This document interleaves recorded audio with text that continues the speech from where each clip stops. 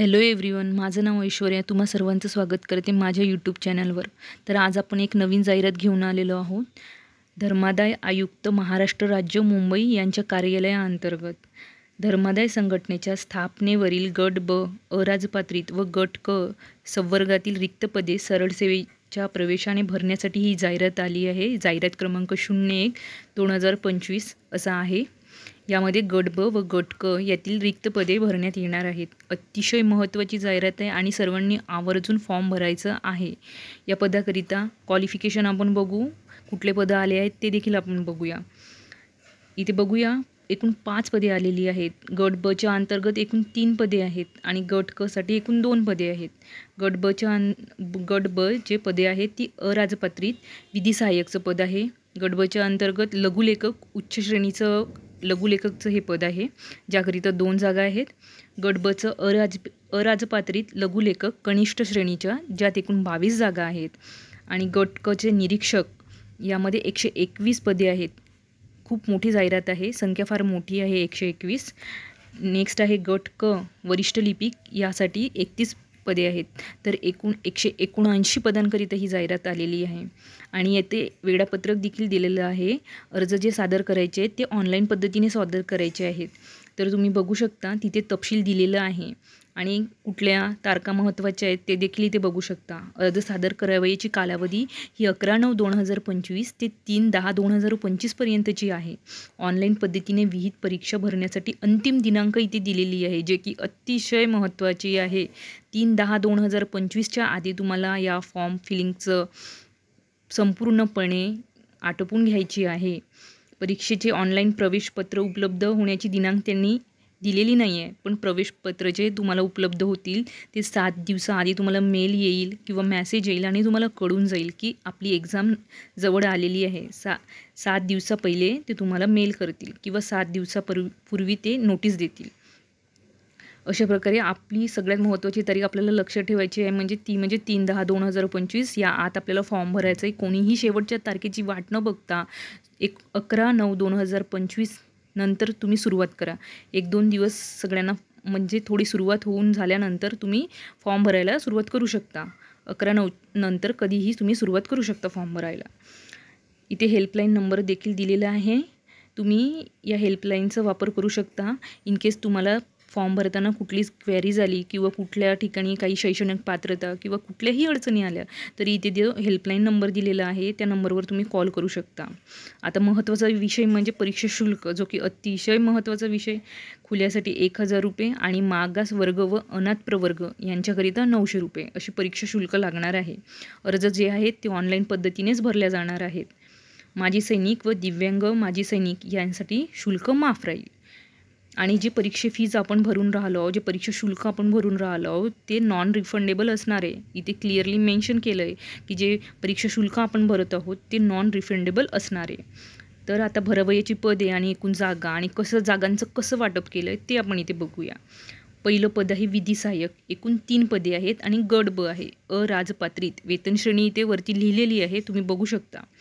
आता इथे आपण जागा बघूया. अराखीवसाठी 1 पद आहे. एकूण आरक्षित पदे 2 आहेत. अजासाठी आहे 1 जागा आणि वीजसाठी 1 जागा, अशा एकूण 3 पदे आहेत. यात तुम्ही शैक्षणिक पात्रता बघा. इथे शैक्षणिक पात्रता तुम्हाला दिसून राहिली आहे.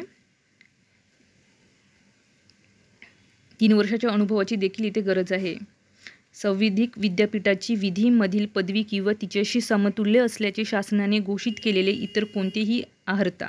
खाजगी किंवा शासकीय कार्यालयामधील धर्मादाय संघटनेशी संबंधित काम करणाऱ्या 3 वर्षाचा अनुभव असणारा उमेदवार इथे गरजेचा आहे पहिल्या पदासाठी, जो की विधी सहाय्यकचं पद आहे, जिथे एकूण जागा आहेत 3. दुसरं पद आपण बघूया. लघुलेखक उच्च श्रेणी, यात एकूण 2 पदे आहेत, जे की गट ब च्या अंतर्गत येत आहेत, अराजपत्रित आहेत. वेतन श्रेणी तुम्ही बघू शकता. यात एकूण 2 जागा आहेत. आणि शैक्षणिक पात्रता बघून घ्या. माध्यमिक शालांत परीक्षा उत्तीर्ण, लघुलेखनाचा वेग किमान 120 शब्द प्रति मिनिट आणि इंग्रजी टंकलेखनाचा वेग किमान 40 शब्द प्रति मिनिट किंवा मराठी टंकलेखनाचा वेग 30 शब्द प्रति मिनिट, अर्हतेची शासकीय वाणिज्य प्रमाणपत्र धारण केलेले असावे. नेक्स्ट पद आपण बघूया लघुलेखक कनिष्ठ श्रेणी. एकूण 22 पदे आहेत. गट ब करिता आहे ही जागा. वेतन श्रेणी तुम्ही बघू शकता आणि यात एकूण 22 पदे आहेत. 22 पदे कशा प्रकारे कॅटेगरीमध्ये डिस्ट्रीब्यूट केलेले आहेत ते तुम्हाला इथे दिसू शकते. त्यानंतर आपण शैक्षणिक अर्हता बघूया. माध्यमिक शालांत परीक्षा उत्तीर्ण. लघुलेखनाचा वेग किमान 100 शब्द प्रति मिनिट आणि इंग्रजी टंकलेखनाचा वेग किमान 40 शब्द प्रति मिनिट किंवा मराठी टंकलेखनाचा वेग 30 शब्द प्रति मिनिट अर्हतेची शासकीय वाणिज्य प्रमाणपत्र धारण केलेले असावे. शैक्षणिक अर्हता तुम्हाला कळली असेल. त्यानंतर आहे महत्त्वाचं पद ज्यात सगळ्यात जास्त वॅकेन्सी आहेत, जे की निरीक्षक म्हणून आलेलं पद आहे. हे गट क चं पद आहे. वेतन श्रेणी तुम्ही बघू शकता. पुढे यात 121 जागा आहेत. यात सगळ्यात जास्त जागा आहेत आणि निरीक्षकचंच पद महत्त्वाचं आहे, ज्या पदासाठी सर्वात जास्त अर्ज येणार आहेत. तुम्ही बघू शकता इथे प्रत्येक कॅटेगरीसाठी जागा आलेल्या आहेत. तुम्ही बघू शकता महिलांसाठी एकूण 36 जागा आहेत. सर्वसाधारणसाठी एकूण 43 जागा आहेत आणि एकूण 121 जागा आहेत. प्रकल्पग्रस्तसाठी देखील काही कॅटेगरीसाठी इथे जागा आहेत. भूकंपग्रस्तसाठी पण काही खुल्यासाठी जागा आहेत. काही कॅटेगरीसाठी जागा आहेत. आणि परत आपण शैक्षणिक पात्रता बघूया. कुठले लोक या पदाकरिता इलिजिबल असतील. उमेदवाराने पदवी किंवा पदवीपेक्षा इतर कोणतीही उच्च अर्हता धारण केलेली असावी. पदवी पण चालेल, पदवीपेक्षा उच्च शिक्षण असेल तरी देखील चालेल. म्हणजे सरळ इथे त्यांना म्हणायचं आहे की एनी ग्रॅज्युएट इथे चालणार आहे. कुठल्याही प्रकारचे ग्रॅज्युएशनची इथे कंपल्शन केलेलं, म्हणजे वेगवेगळ्या क्षेत्रातलं ग्रॅज्युएशन त्यांनी कंपल्सरी केलेलं नाही आहे. तर कुठल्याही क्षेत्रातील पदवी तुमच्याकडे असेल तर तो व्यक्ती ह्या पदासाठी इलिजिबल आहे असं क्लिअरली इथे लिहिलेलं आहे. उमेदवाराने पदवी किंवा पदवीपेक्षा इतर कोणतीही उच्च अर्हता धारण केलेली असावी. ठीक आहे. तुम्हाला हे महत्त्वाचं पद आहे निरीक्षकचं, जे ग्रुप सीच्या अंतर्गत आहे आणि याची शैक्षणिक पात्रता आपण बघितलेलं आहोत. आता पुढे बघूया वरिष्ठ लिपिकचं पद आहे, ज्यात एकूण 31 पदे आहेत. गट क श्रेणीचं हे पद आहे. आता तुम्ही वेतन श्रेणी बघा आणि यात आहे एकूण 31 पदे. ऑलमोस्ट सगळ्याच कॅटेगरीसाठी इथे जागा आहेत. सगळ्यांनाच जागा आलेल्या आहेत. तर सगळ्या कॅटेगरीचे लोक इथे पदे भरू शकतात. कमी जास्त आहेत पण भरू शकतात. एक्झामसाठी अप्लिकेबल आहेत सगळ्या कॅटेगरीचे लोक. त्यानंतर बघता आपण शैक्षणिक पात्रता बघूया. उमेदवाराने पदवी किंवा पदवीपेक्षा इतर कोणतीही उच्च अर्हता धारण केलेली असावी. उमेदवारांनी इंग्रजी टंकलेखनात 40 शब्द प्रति मिनिट किंवा यथास्थित मराठी टंकलेखनात 30 शब्द प्रति मिनिट पेक्षा कमी नसलेले इतक्या गतीने शासकीय व्यावसायिक प्रमाणपत्र धारण केलेले असावे. इथे तुम्हाला समजलेलं आहे शैक्षणिक पात्रता काय आहे. इथे टायपिंगची गरज आहे. जे आपलं शेवटचं पद आहे, कुठलं पद आहे, वरिष्ठ लिपिकचं जे पद आहे, ज्याकरिता एकूण 31 जागा आहेत. या सगळ्या सूचना आपण बघितलेल्या आहेत. किती जागा आहे, काय जागा आहेत, कुठल्या कॅटेगरीला जागा आहेत, वेतन श्रेणी काय आहे, आपण सगळं या ठिकाणी बघितलेलं आहे. आता इथे वयोमर्यादा हा सगळ्यात चिंतेचा आणि महत्त्वाचा विषय असतो, वयोमर्यादा. तर बघा इथे वयोमर्यादाची इथे दिलेले आहे. ते वेगवेगळ्या कॅटेगरीसाठी किती वयोमर्यादा लागणार आहे. मागासवर्गीयसाठी 18 आहे. अमागाससाठी कमीत 38 आहे. मागासवर्गीय अनाथसाठी 43 आहे. प्रावीण्य जे खेळाडू आहेत त्यांच्यासाठी अमागाससाठी 43 आणि जे मागासवर्गीय आहेत त्यांच्यासाठी 43. दिव्यांग उमेदवारासाठी वयाची अट इथे दिलेली आहे 45 वर्षापर्यंत. इथे हे सगळ्या पदांकरिता सेम एज लिमिट दिलेली आहे. आणि गट क जे आहेत त्यांच्यासाठी एज लिमिट बघूया. आता आपण जे बघितलं आहे ते गट ब साठी होती. आता आपण गट क साठी बघूया. इथे किमान कमीत कमी तो 18चा असावा आणि अमागाससाठी 38 इयरची आहे एज लिमिट. मागासवर्गीयांसाठी अनाथसाठी 43 वर्षाची आहे आणि जे खेळाडू आहेत त्यांच्यासाठी अमागाससाठी 43 वर्ग आहे आणि मागासवर्गीयांसाठी 43 आहे. माजी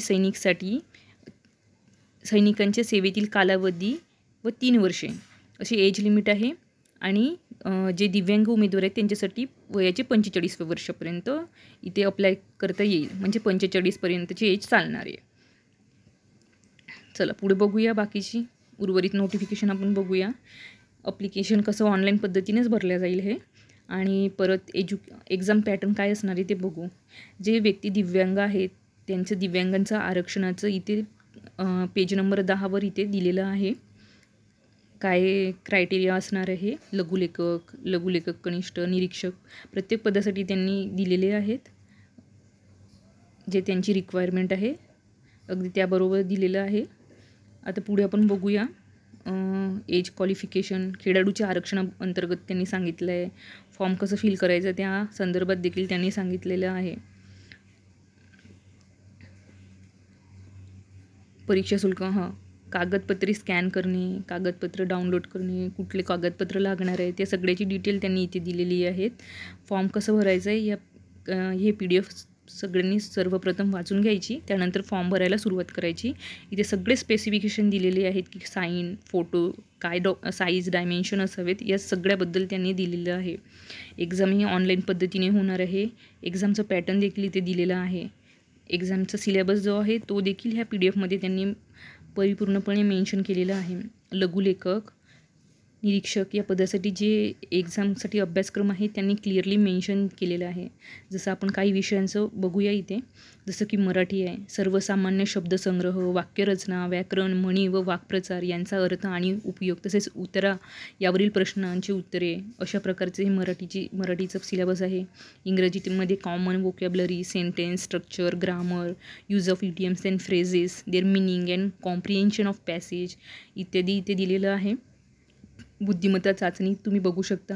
उमेदवार किती लवकर व अचूकपणे विचार करू शकतो हे आजमावण्याचे प्रश्न इथे असणार आहेत. आता सामान्य ज्ञानमध्ये मुख्यतः इतिहास दिलेले आहेत. त्याचे सब टॉपिक जसे की बघू शकता आधुनिक भारताची विशेषता, महाराष्ट्राचा इतिहास, अशा प्रकारचे टॉपिक आहेत. सामान्य ज्ञानमध्ये दुसरा विषय आहे भूगोल, तिसरा आहे राज्यशास्त्रावर देखील प्रश्न असणार आहेत. मग सामान्य विज्ञान जसं की भौतिकशास्त्र, रसायनशास्त्र, physics, chemistry, zoology, botany, hygiene, आरोग्यशास्त्र आणि पाचवा घटक जो आहे तो चालू घडामोडी, जागतिक तसेच महाराष्ट्रातील आणि भारतातील करंट अफेअर. चालू घडामोडी म्हणजे करंट अफेअर. आता रिझनिंगचा सिलेबस दिला आहे इथे, जसं की ॲनालॉजीज, सिमिलॅरिटीज अँड डिफरन्सेस बघू शकता तुम्ही इथे दिलेलं आहे. ब्लड रिलेशनसारखे coding, decoding, non verbal series, arithmetic number series वगैरे इथे असणार आहे. नंतर सरळसेवी विधी सहाय्यक गट ब साठी जे पदे भरण्यात येणार आहे त्यांच्यासाठी अभ्यासक्रम दिलेला आहे. कॉन्स्टिट्यूशन आहे, महाराष्ट्र पब्लिक ट्रस्ट ॲक्ट 1950, इथे RTI act, civil code procedure, ह्या सगळे ॲक्ट, इंडियन ट्रस्ट ॲक्ट. ही PDF तुम्हाला मी डिस्क्रिप्शन बॉक्समध्ये देईल, त्यात तुम्ही हे डाउनलोड करून आरामाने हे सगळं जे सिलेबस आहे ते तुम्ही बघू शकता. अशा प्रकारे आपण ही जाहिरात बघितलो आहोत. इथे बघा नॉर्मलायझेशन होईल, कारण की एक्झाम ही एका शिफ्टमध्ये होत नसून ती वेगवेगळ्या शिफ्टमध्ये होते, त्यामुळे नॉर्मलायझेशन करण्याची आवश्यकता पडते आणि त्याच्यासाठी त्यांनी सुरुवातीलाच PDFमध्ये त्यांनी नॉर्मलायझेशनचा फॉर्म्युला देखील इथे दिला आहे. अशा प्रकारे आपण बघू शकता. आपण ही पूर्ण जाहिरात आपण बघितलेली आहे. या जाहिरातीमध्ये आपण पूर्ण काय लागणार आहे सगळ्या गोष्टी, सगळे घटक बघितलेले आहेत. जरी कुणाला फॉर्म भरताना प्रॉब्लेम आला तर त्यांनी कमेंट बॉक्समध्ये नक्की सांगा. आणि जाहिरात ही अतिशय चांगली आहे, चांगल्या ठिकाणी जॉब करण्याची आपल्याला संधी मिळत आहे, तर सर्वांनी हा फॉर्म नक्की भरावा. थँक्यू.